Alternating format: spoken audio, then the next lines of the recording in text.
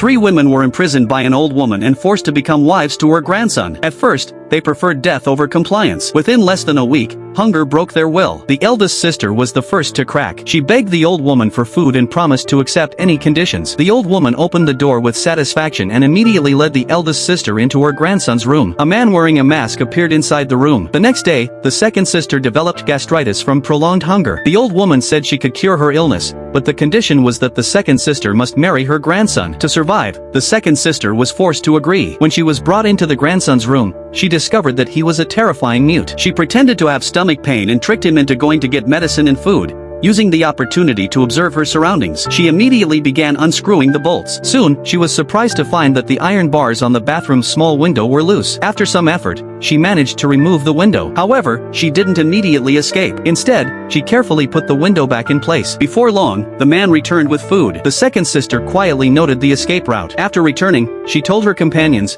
and the three of them decided to act when the old woman left the house. The next day, when the old woman went out, the second sister tricked the mute grandson into opening the door. As soon as the door opened, the three women knocked him out together. To their surprise, when they rushed to the bathroom, they found a disabled man sitting on the bed. In a panic, they used a cabinet to pin the disabled man down, preventing him from calling for help. But the noise still alerted the grandson upstairs. He came rushing downstairs with a shotgun, and a bullet grazed the youngest sister's back. When he got closer, they realized he was blind. The three of them held their breath and hid in the bathroom. The youngest sister saw a wooden stool and pushed it aside to create a noise to distract the blind man.